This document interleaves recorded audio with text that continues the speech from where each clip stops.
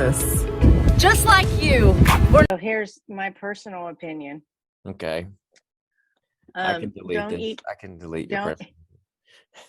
don't eat anything in a dive bar that's not fried. Yep. Oh, He's right. shit. Because that takes care of it. Yeah, because if it's fried, then it's probably they've killed whatever they let get in it. So anyway, I I'll hope tell you that what I used to say. yeah. Real story. Little joint back in Montpelier, Vermont, when I was in my previous lifestyle. We used to go to this place, and I told my friend, I said, you can order if it's everything on it's died. Okay. We used to talk about it all the time. Yeah, man. Well, I don't know. It also could be that I had a Diet Coke, and I don't usually drink Diet Cokes. And Well, it just yeah. kind of just, like very acidic. Well, I'm up for it being a Diet Coke problem. But you had a salad in here from staff meeting yesterday. It's in the fridge with your name on it. Yeah, it's old. It's a Oh, day old. it was a day old. Today Well, it probably yesterday. would have been fine. Oh, well, lucky me. Yeah. So Somebody I'm better just eat saying. that. Well, I've already eaten. I made myself a taco salad because when we had Reverend Ray's guacamole Oh, yeah. with goat cheese, I'm telling you, I feel like I've been born again. Oh, that had goat cheese in it? Yep. Yeah. Oh. Welcome to Second Take at Eastlake, a podcast of Eastlake Community Church in Irmo, South Carolina. You are invited to join us any Sunday at 9 or 11.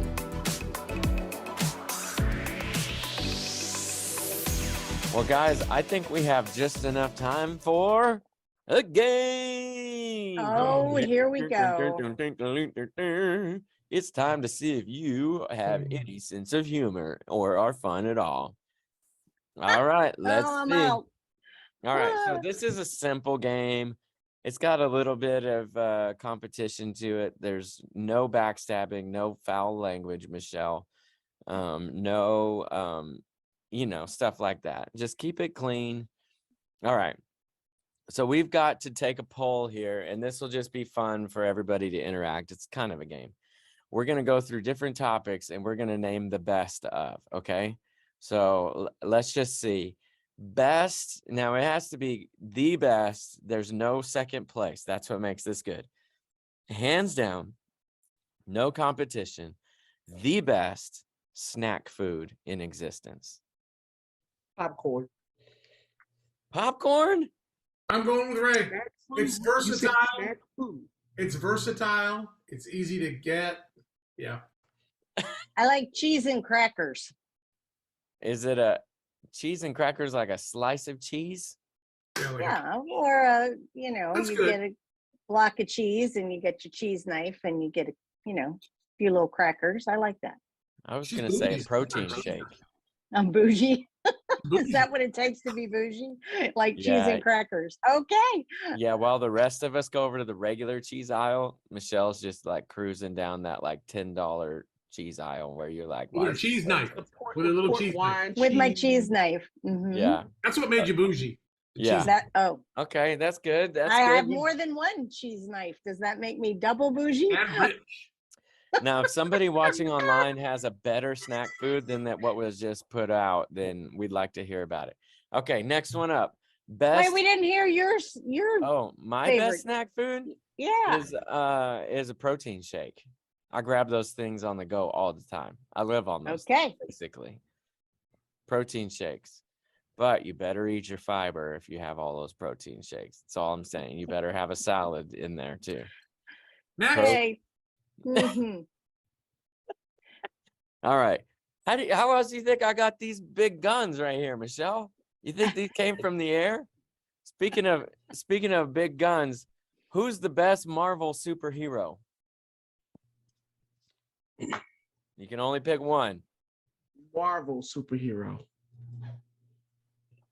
Michelle doesn't even know. No, I don't. I couldn't even tell you who Marvel superheroes are. Ray and Rob get real serious on this one. Yeah. I got a Marvel poster right behind this computer with all of them on it. And I'm looking at it and I'm trying to decide. Uh-huh. I'm Googling. I've got mine. I'll go first. My favorite Marvel superhero is Iron Man. Because he's a common man. He gives hope for the people like me. He wasn't born with it. This is why I struggle with this question. That's where I'm at, Ray. Okay. You Give me got to mine. answer it. There I'm can gonna only give be mine. one. Give me my Hawkeye, because he's an everyday man and he's not relying on some suit to protect him. He's had to heal Okay, in order okay. to accomplish what he's doing. All right, respect. I Ray can't Googled even do this. Although Michelle's I- Googling it. I do like Iron Man. I do. And what he brings. But I'm gonna have to say Black Panther. Oh, respect. Fair enough. Yeah. who's my next? He was number The 2. reason being, again, when we say superheroes, they need to have a superpower. Okay. And so What? just because you put on a suit, See, So you're without trying to the say suit, you Iron just Man's not a pretend. superhero? so Ray, I limited myself to the original 6 Avengers. That was my first cut. Because I had to cut somewhere. Okay. Hey, I'm with you, man. I'm Because- with you. Because Daredevil, pretty impressive. Yes. Okay. I Okay. have a question. Okay. So my daughter has always liked Thor. So I was going to say Thor. So I'm Googling, and then on the list of top 10 Marvel superheroes, there was not a woman. So now I put Marvel superheroes, women, and I get this picture. Can y'all see that? That's Thor, but like as a Yeah, lady. Lady Thor. Yeah, Lady Lady Thor. Thor Love and Thunder, man. Yep. Jane became Thor. Yeah, and then Is there's that your Ms. pick, Marvel. Oh my goodness! Well, we What? can't hold her up. Black Widow. Don't forget. So, forget. Spider Woman. Yeah. Yeah, Black Widow. No, I'll just stick with Thor, one version or the other. I'm not sure. Maybe you'll do better at this one, Michelle. Okay. You can't Here do it worse. Best. We got 2 more. The best Disney prince. Michelle, you don't even know the princess from Disney? Prince. I was afraid of Disney movies when I was a kid. Oh, Yeah, I know, because I'm a wimp. Prince Charming, because he danced with my daughter when she was 7. oh, okay. You got to hear me all the way out on this.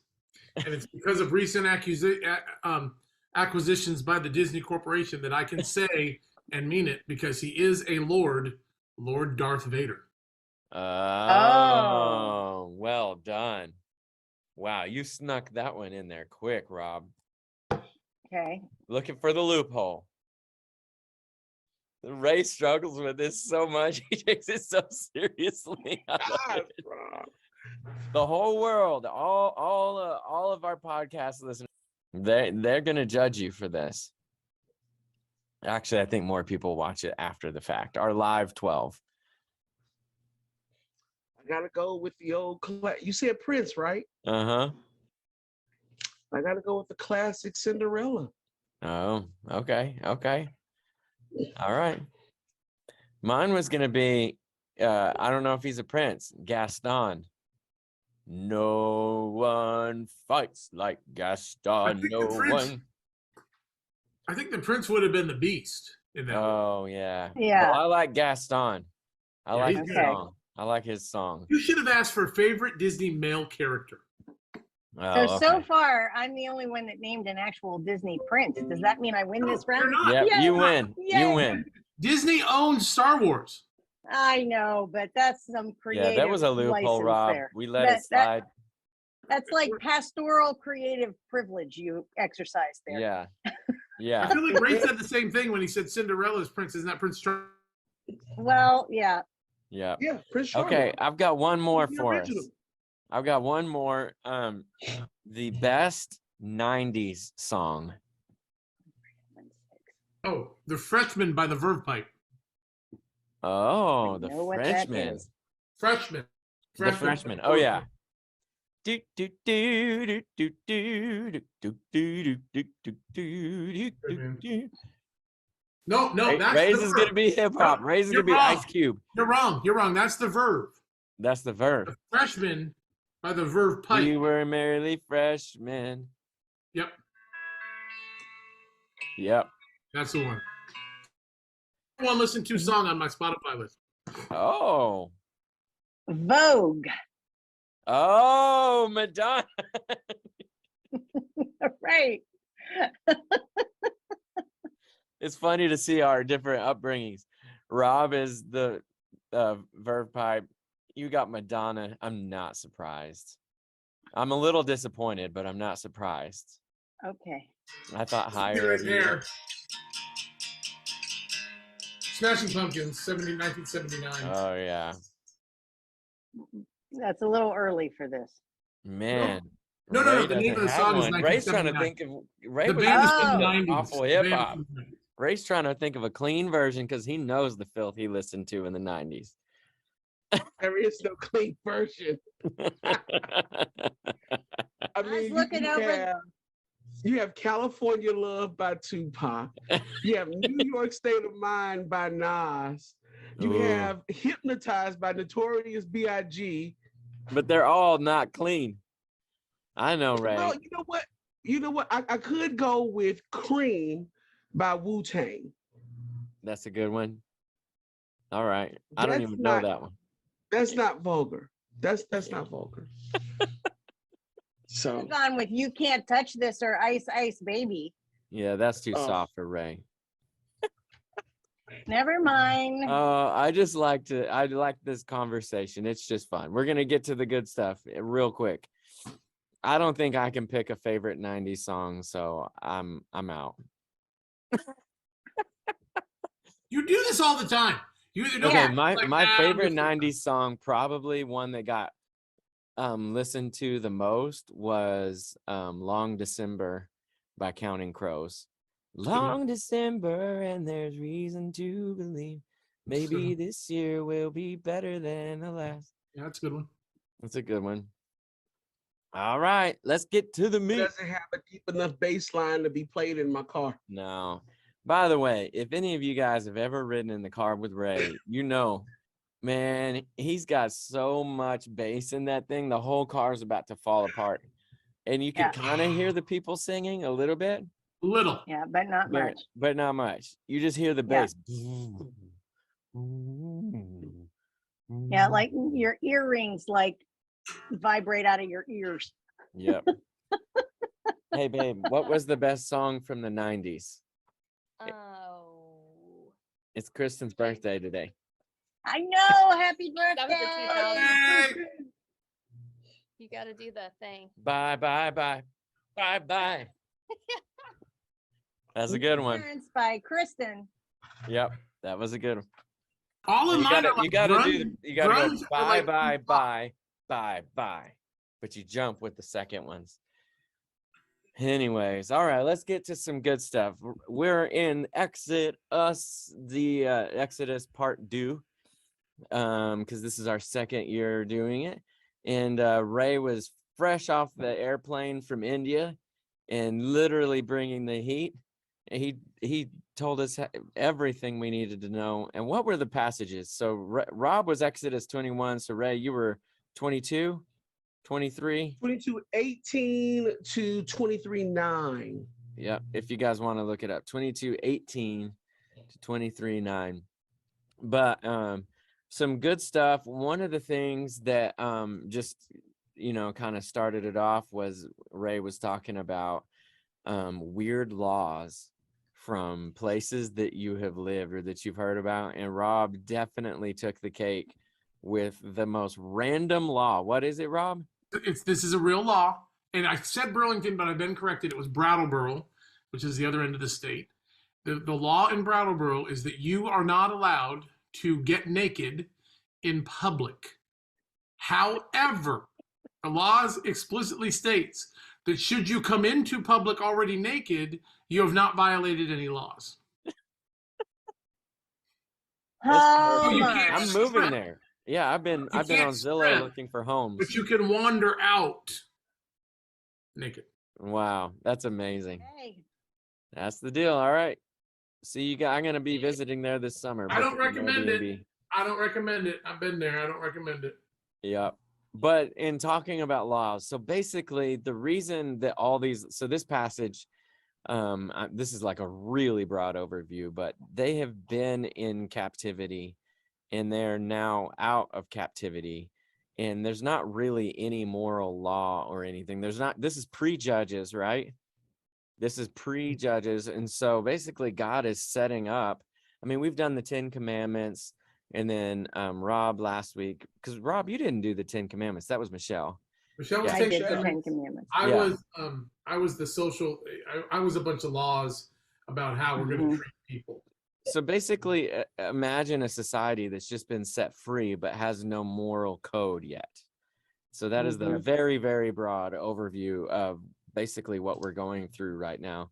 And That's good. so why does God have to step in and do this? I mean, like, what's the necessity for all of this? I know kind of how I would answer it, but I'm curious from you guys, why is this so important that God tells them how to do all these things? Well, as parents, I mean, if you don't have rules established for your kids, what do they do? Mhm. We all know the answer to this. They're gonna make up their own. Yeah. No, they Ice really cream for won't make dinner. up any. They will just live. They'll eat all of the sweet stuff. They won't lock doors. They won't put things away. They will literally just live like bums. Uh-huh. It's No interesting. showers. Yeah. Oh. Well, Mm. until they find somebody sex that they're attracted to, then the showers will go. Then they'll run up a hot water bill like they would never have imagined. Yeah. I always tell parents, just wait. It's coming. It'll change. Yeah, the right Yeah. person's coming. Yeah, we'll come Yeah. back after being gone for a little bit, and we're like, where did all the groceries go? Did they just Yeah. like literally eat from the moment we left until we got home? It's crazy. Probably. And who's in charge of the dishes here? Nobody. Who's taking the Nobody. trash out? Nobody. Nobody. Yeah, and then Yeah. Abby's like 5 pounds heavier because she's been eating whatever they left behind. Yeah, it's crazy. Yeah. But yeah, so Ray said it. Ray said something, and I probably won't say it perfectly, but in his message of there had to be a higher power. There had to be, if it was just left to them trying to decide among themselves, each person's version of morality would be different. I mean, it's just like, as much as we hate politics and we don't like being governed many times, many of us don't like being governed. We have to have some morality source. There has to be some center or some higher power, or else some absolute truth, some line, or it's just going to be crazy, you know? So, did you guys growing up, did you guys ever have any lines that you just knew you weren't going to be able to cross? I mean, Michelle's was like, don't smoke. Those of you who were parented, I'll let you answer. I'll sit back. And she clearly crossed that line. I clearly crossed that line. Clearly crossed that line. Yeah. Mine growing up was if I talk back to my dad, if I ever Yeah. talk back, I mean, I'm basically dead. I'm a dead man. Like Yeah. I won't. I'll still be breathing, but I'll be wishing I was dead. You just don't do that. It's an unspoken law. Yes, I once said something to my mother while she was driving the car, and I thought she was going to go off the road, slapping me. I deserved it, but Yeah. just saying. Yeah. Yeah. Well, these are the lines in Exodus that God's saying, this is how I want you to handle yourselves, how I want you to conduct yourselves. It's not up to your desires or your free will. These are put in place. And why were all these things put in place? Like, why? This is a hard one to discuss on my end to interview you guys, but You know, when I think about the needs that they had, they are just leaving 400 years of captivity. If you think of 400 years of your family history, you probably have no idea who the people were 400 years back. I don't.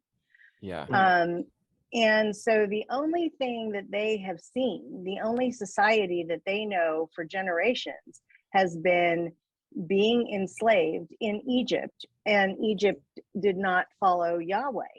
I mean, so he did not want them to like repeat what they saw, which was the only thing they knew. hmm So, you know, I think it's likely that they probably would have followed a lot of Egyptian traditions Yeah. and laws and way to organize themselves because they didn't know anything else. yeah, Yep. yeah. It's interesting to me too that all of these things in Exodus are basically for the collective good of society. Like Mhm. all the things that God's telling them to do, even the ones that seemed like super edgy whenever Rob was talking about being servants, all of these things are done for the collective good of the society and to the glory of God, right? And Mhm. so the reason I think that's interesting is we, a lot of times, if we look at our political decisions that we make, and I'm not trying to take a political stance here, but I'm just going to say, look at the decisions or voting or whatever you make politically, and then ask yourself, are these decisions with myself in mind, or are these decisions with the collective good of society into the glory of God? It'd be interesting to weigh that out. I don't know that a lot of Mhm. people, I guess what I'm saying is it feels like most people vote for their good, what they think will make their life better.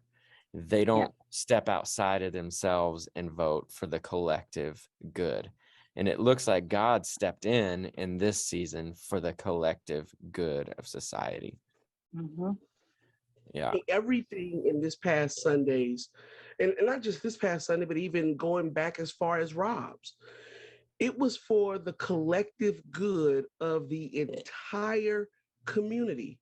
I mean, if we go back to Pastor Michelle's with the 10 Commandments, or we go back a week before that, God was not just concerned about his Jewish children, because he knew that there were other people that came across the Red Sea that were not Jews. Some of them were Egyptians, even.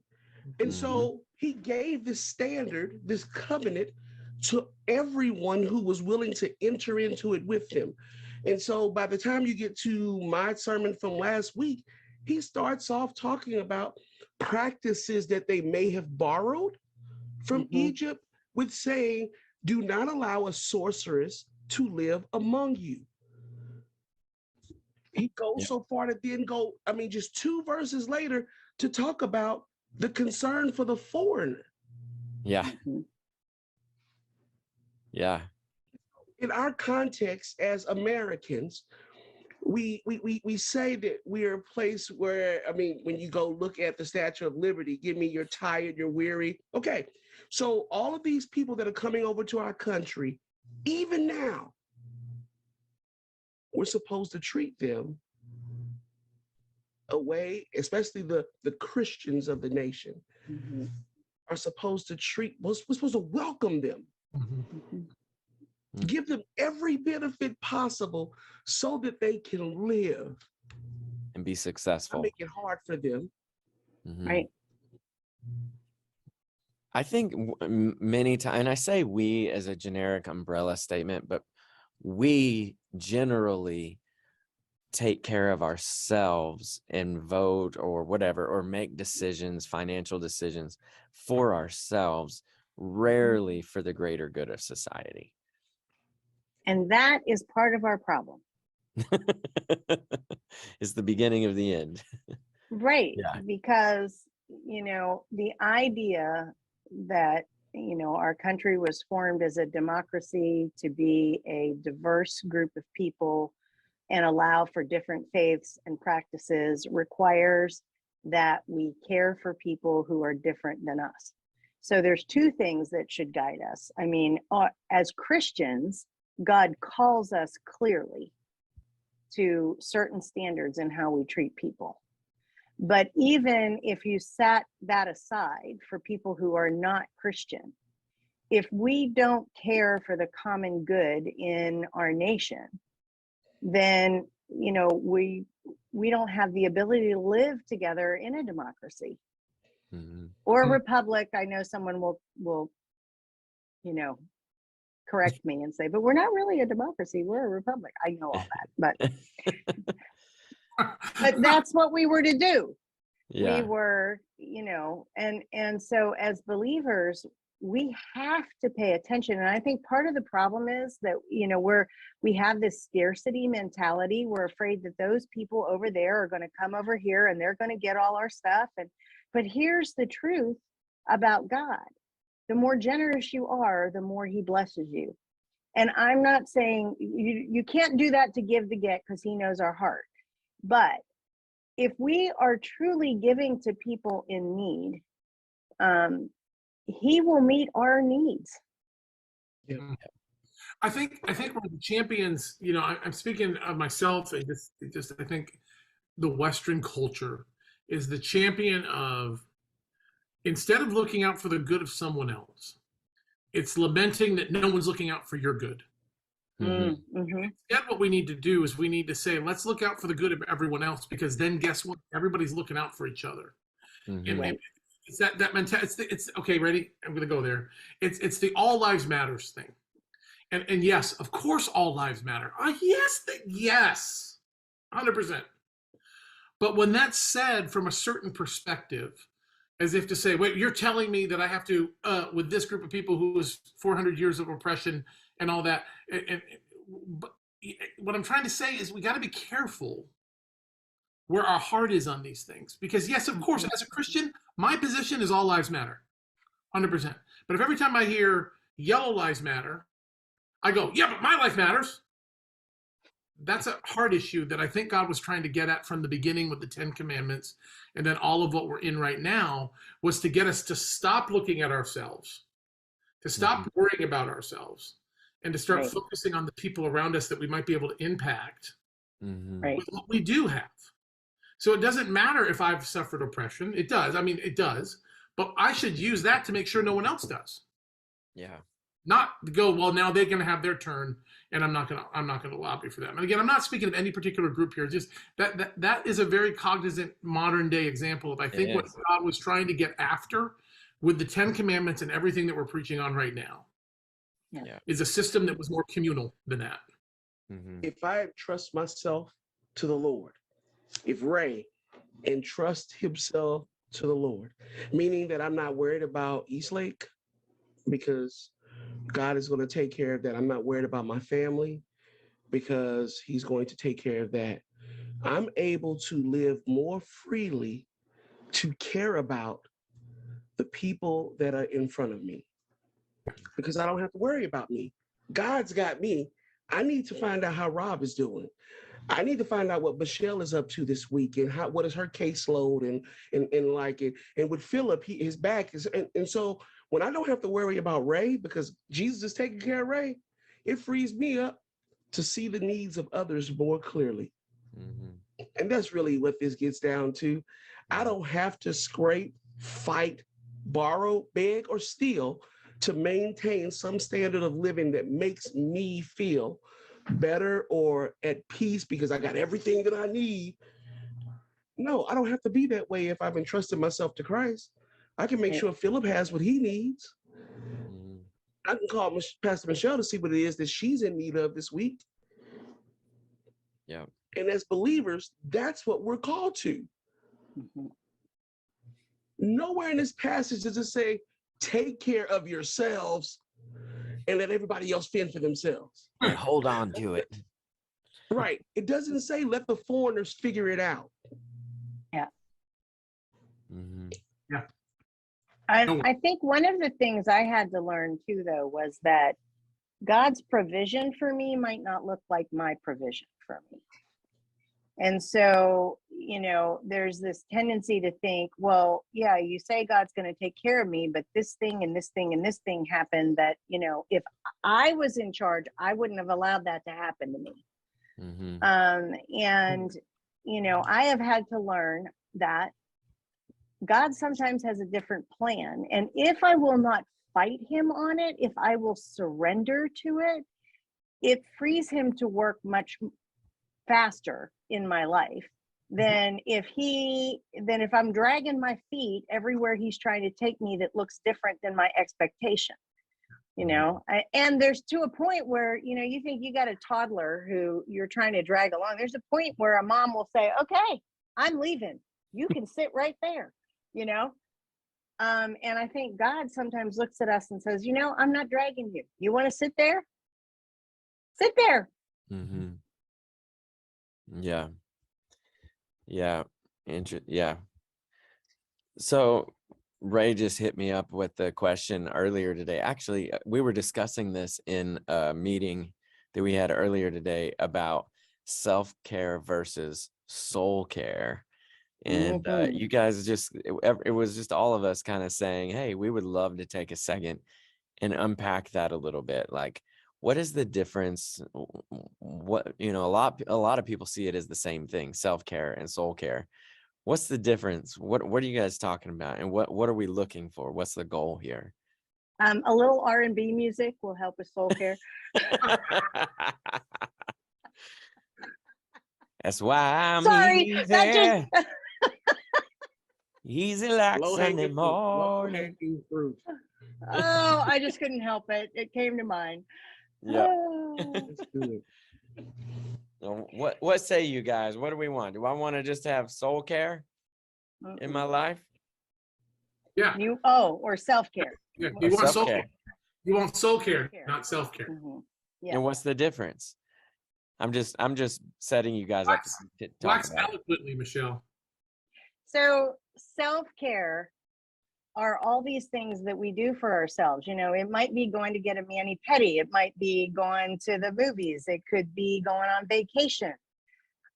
Sometimes it's kind of sitting in front of the television because we think we're too tired to do anything but none of those things refuel us the way time with Jesus refuels us. And so if we haven't figured out yet how to be refueled by the Holy Spirit by spending time with him, then we can do all these things and end up just as spiritually depleted as we were when we began and not understand. So you keep doing more and more self-care. Well, you can do self-care all day long and never get to where God could take you in 10 minutes. And so we've got to learn how to surrender to Jesus and sit in his presence for his refreshment because it's different. Another way of looking at this is self-care is all the things that you can do to or for yourself. Soul care is only what Jesus can do. Yeah. So you can go and get a mani and pedi, get your hair cut, all the things that Pastor Michelle said. Those are things that you're doing. Soul care means that I'm going to Sabbath because I am beat. I'm empty. I have nothing else to give. And mind you, you can go into soul care with your hair done, your nails done. You look like everything's okay. And on the inside, you are rotting. Jesus says it like this in Matthew chapter 23. You Pharisees do well to take care of the outside of the cup, but the inside of the cup is filthy. Yeah. What is your soul like? It's the inside. I mean, we have people that dress up every Sunday, put lipstick on. They look like they're fine, and their marriages are dead. They are dead. But they look like everything's together. Yeah. And by the time they raise a hand, some of them are to the point that there's nothing we can do. But you've been vacationing. We see on Facebook you are in the islands. Everything's going great. And meanwhile, zero soul care. sometimes all that I- can be covering it up too. You Yes. know, Oh, yeah. stay Mhm. busy so you don't have to deal with the marriage that's falling apart. Sometimes, here's the thing that's tricky about it, because we got the westernized self-care. It's all about me, and I'm going to go take care of myself. I'm going to take a mental health day, all those things. Again, which on the surface, with the right attitude, there's nothing wrong with those. Because soul care can involve self-care to a degree. God can put you in a place where he's like, I need you to go take care of yourself for a little while. I need you to go rest. I need you to go tend to some things about your health. I need you to go tend to some things about your hygiene. That can be part of it. The problem is when we're all about self-care, hear that word? We're back to us again. Soul care is going to put us outwardly focused. Self-care You is said God directed. Mm-hmm. You said it. The difference is God is leading in it. Well, and I remember reading, I can't remember who I was reading that said this, is often the things that we count as self-care are actually indulgences that are not helping us. And so if you're stressed and, you eat a, pint of Ben and Jerry's ice cream, that's not really self-care. Because that sugar is not that good for you, and I'm not like saying anti-ice cream or you can't ever indulge yourself with anything fun. She loves ice cream. Yes, I love ice cream, but And she loves cheese and crackers. I do, but don't mistake those things for things that are going to make you feel better. I mean, because actually when I'm under stress, it would be better for me to stay away from the sugar and make sure that I'm staying hydrated and eating healthy, because that's what's going to give me the energy to go the distance. So not only is self-care self-directed, but sometimes it can actually not really be caring for ourselves very well. Yeah. I've only watched I've never watched an entire episode of Oprah, but I've learned a lot from her somehow. I'm going somewhere with this. I promise. I'm going somewhere with this. Everybody, hold on. You remember when Oprah lost all that weight and she carried out that big old thing of fat in a back of a wagon? You remember that? She lost all that weight and then she came out on stage. So I actually never had to watch the episode to see this, but I read the article or something. And she said the problem she realized in her life is that she went from everything in her life was a celebration. Like it was always that self-care. Like, I deserve this. I've worked hard today. Oh, it's Tuesday. I hate Tuesdays. And then it was like, there was always a reason to indulge. And for her, what she had to do was realize that that the things she's doing to actually help herself were actually hurting her. She thought she was taking care of herself. Now, Oprah, I don't know that she knows the Lord. I'm not trying to, but what you guys are saying is stop doing all those things that mask it and look towards the things that actually feed your soul. I just had to bring a little Oprah in there and just make sure everybody's still with me here. Hey. Well, and you know why it's so hard? This is such a hard distinction for us, is we've lost the idea. And I know, Michelle, this is your heartbeat right now, and I get to talk about it this week a little bit. Is we've lost the idea of what Sabbath is, and Sabbath is God-focused rejuvenation, not self-fulfillment or something that is geared towards us. Yeah, because we're called to be in a spiritual fight. As we grow in the Lord, we're called to make disciples. We are in a spiritual fight. And if we're not rested in God, we will not be able to withstand the things that come against us in our everyday lives, because we're out there trying to help people know and love Jesus Christ. None of the self-care stuff gets us to producing the fruits of the Spirit. None of them. Getting your hair done, nails done, feet done doesn't produce spiritual fruit. But spending time with the Lord, allowing Him in you, produces spiritual fruit. So that when you are pressed by the world, what you produce because of your time spent with the Lord is love, patience, kindness, forbearance. Think the qualities that on your own you cannot muster up. They come out of you because you've spent time with him. Yeah. And so that's the difference between self-care and soul care. I wonder if a good test for yourself, for our listeners and just ourselves, this might not be, but you ever get that feeling whenever you, let's say you have a calendar that's just full, you got a 10-hour day or something, 8-hour, 10-hour day, and then you like a 3-hour block just gets freed up and you feel this like, I got 3 hours. That might be a sign that you need some soul care. You know, I'm curious, you know, if your life is pushed to the limit so much that when something gets removed, you know, it feels like the secret is not to fill it with more noise, to fill it with, Right. you know what I'm saying? Because I think that sometimes the noise, it's real easy to fill it with the noise, but it requires discipline to fill it with soul giving things. I don't know. I'm not a doctor, although I profess to be one during COVID. I'm not a doctor, but I wonder if that'd be a good test for us. Yeah, I'm kind of a chiropractor now that I hurt my back this last time. I've learned a lot. I wish you were a chiropractor. Yes. I did get I electrodes wish. to electrocute myself, which basically means I'm a doctor of some sort. Okay. Yeah, he went to the School of Amazon. It bought a TENS unit and zapped my back.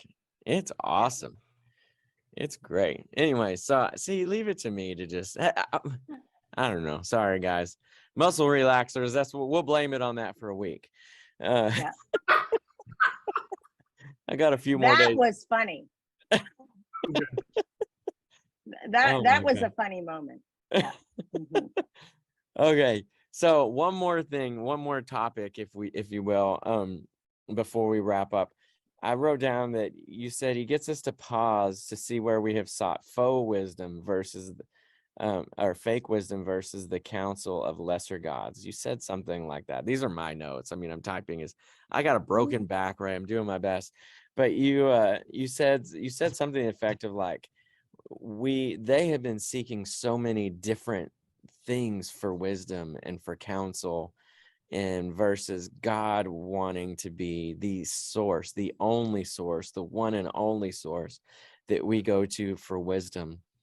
And so, you know, what are some, I don't know, if I was phrasing this in a question, at least for myself, I would say, where am I getting my wisdom from versus how much am I receiving it from God? And how do I tell the difference? Because sometimes God is speaking through others. So I guess that is my question for you guys. Where do you want people to get wisdom? How can they tell if it's from God or themselves?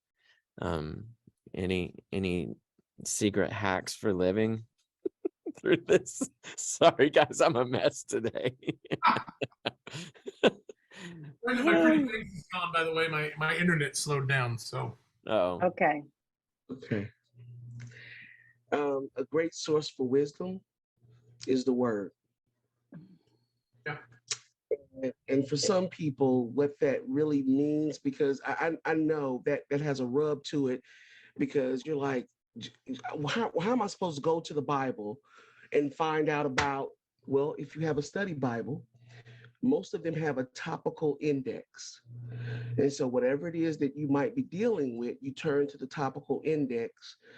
And whether it's pornography, alcoholism, gluttony, whatever it is, you can find in a topical index, and it takes you to where in the scripture it actually addresses that. The second thing I would say is, whether you can find it or not, I would say that you would call a trusted friend that you believe lives out a wise lifestyle. Not just call any friend, but somebody that you look up to and say, man, it seems like they got it together, or, you know, they're always giving wise counsel. Not your girlfriend or your bro that is going to tell you to do what makes you feel good. No. Mhm. You don't want to talk to that person. You want to talk to the person that's going to shoot you straight Right. and lead you in the path of everlasting. In other words, the path of righteousness. Yeah. Yeah, I had to learn early on, and again, sorry that my face isn't there, but I had to learn early on not to call my old drinking buddies, even though two of us got out of the lifestyle at the same time. We just didn't know how to be wise. And so I found Christian men at that Makes time for sense. me. Yeah. Who proved to me exactly what you just said, Ray. I wanted someone who had been sober for a little while and had proven to me in the short time that I'd known them that they were going to go to the Bible because they had been in places of the Bible I hadn't been to yet, Mhm. and bring me wisdom from there. Mm-hmm. Yep. I like it. Yeah. That's And learn your Bible. Here's the thing I will say. People think only pastors can learn the Bible. Come on. Not true. I mean, give me a break. Spend some time reading it and just asking God to show it to you. Be aware of it. It's like, this is an old analogy, but it's the idea that the Secret Service, who are in charge of finding counterfeit bills, don't look at counterfeit bills to determine how to find them. They look at the authentic bill, and then they compare the counterfeits to the authentic. So you've got to be in the authentic a ton. Yeah, that's Read great that advice. Bible. Read that Yeah. Bible. Yep. It's interesting to me too. I'm a person that doesn't retain a lot of information. In that I just, actually Rob, I feel like he retains a lot of information. I don't know where he keeps it all, but Rob does. I'm like the opposite in that I can hear something and it'll be gone in like 15 minutes. However, I've found in my life with scripture, those things come back to me, like they root differently into my brain, and you don't even know you're going to need it until you do, and you can just kind of pull it out of, the Holy Spirit pulls it to the front of your mind and like, remember this. And it's stuff that I'm like, how did I know that? Oh, I heard that, I read that 5 years ago or My something. dog has escaped. I might be back before you're done, but I gotta run. My dog has escaped. Mess today. We have an absolute Oh, mess. This is real life, people. This is real life. Yeah. Oh. What can we say? So what? Hey, Ray, did you get any mail or anything about your sermon? Because we've talked about lots of nice subjects, but you were pretty firm. Yeah. I know Rob got some interactions the week before. Yeah, I did not. Okay. And here's what I'll say about that. I really believe this is something, and I made this mention pretty early on.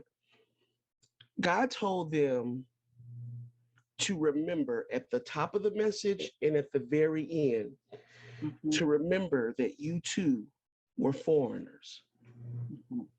And I close with this. We got to figure this one out. We have to figure this one out. Because for most of us, our experience of being a foreigner is elementary or pre-K, in the sense that, oh, we were the new kid at school, or the new person at a church, or the new person in a city. Hear me, because I've only been in South Carolina for 4 years, and where I lived before wasn't the South. So I know the feeling that it's like to be on the outside of things. But what God was calling his people to do was to remember how for generations you felt like you were treated like less than. And don't allow the foreigners in your midst to ever feel that.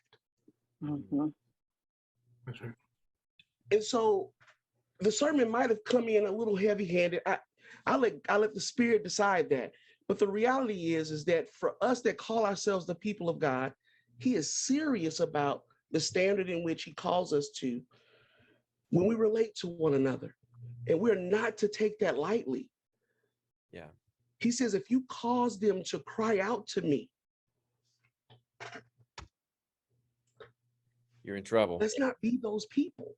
Mhm. I mean, I know we started off talking about some some political things. Let's not be the ones rubber stamping policies and laws that force the foreigner to cry out to him. No, you didn't develop the law, but you definitely voted for it. And we'll be held accountable for that. I didn't say you, I said we will be held accountable for that. So we have to do better. Mhm. Yep. We can no longer afford to enter into concern just about me when God tells us to trust him. And so now we get to be concerned about the least of these. Mhm. We Amen. we forget so quickly. It's amazing how quickly we forget as humanity of just like what we've been rescued from. We forget what it's like to be the outsider. We forget to give grace, even though we just received a dump Yep. truck load. Yep. Yeah. You know, it's just yeah, help us remember, God, just where we've come from and what we've received, and help us to live that way towards others. Jeez. And I'm excited because this weekend, that's kind of going to 3 of the festivals / benchmarks that God placed into the rhythms of Israel that Uh-huh. constantly brought them back to places of remembrance. Mhm. Yeah. We have to do that in our lives too, and I'll save that for next week. But we have to figure out how to put those pillars up in our lives so that we are constantly reminding ourselves of where we've been, where we are, and where we're going, so that Mhm. when someone behind us on the path, we're reaching back to help them, not pushing them back further. And when of us, we can count on them to be the wise sages that are bringing us forward with them. Yeah. That's good. Remembering is just vital. I know I've talked before about the time that I read the Bible through in 90 days. I've only done that once, but it made a real impression on me. And one of the things that I remember, that's funny, I remember is about remembrance. Like it was a huge theme as I read through the Bible in that compressed amount of time. It was just like all through the Bible, from Genesis to Revelation, God's talking about remember, remember, remember. And so obviously he knows our propensity to forget, which is just what you Mhm. were saying, Philip, you know, Mhm. but it is all throughout God's word. Yeah. That's good stuff, guys. Well, we're gonna wrap it up. I don't have any super weird, random, off the wall Oprah, quotes or anything left, so I'm out. My dog's back. We got my dog back in the backyard. That's Rob's got his good. dog It didn't back. even take too long. Well, fortunately, he's a wimp, and he gets scared once he does it. The termite guy was here checking the termite traps, like the inspection. Yeah. The gate was open. Left the gate open. Yeah. Yep. Just crazy. And I saw him go by the window, and I heard him hit the side of the house as he went down the side of the house. There he Yeah. goes. And I was like, well, I gotta go. Freedom. It would be more fun for me to be watching Rob chase the dog. That would be the enjoyable part. I would have the camera on Rob, not the dog. My daughter just stared at me like, I thought it was closed. I'm like, well, come. All right, guys. Well, we're gonna sign off until next week.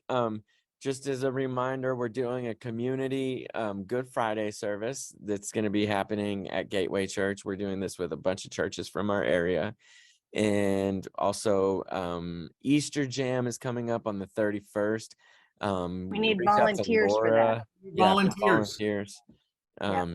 Big time. So talk to Laura, email her. And The Celebrate Celebrate. Lunch is next week. that's right. Celebrate lunch. Bring Yeah. it. All right. So So- those are the things. That's it. Okay, guys. Well, we're going to say bye to all of you. Good night. See you later. Bye, everybody. Eastlake Community Church is an intentional, multicultural community empowered by the Holy Spirit. We passionately pursue a loving relationship with God and everyone Jesus was sent to die for, here, near, and far.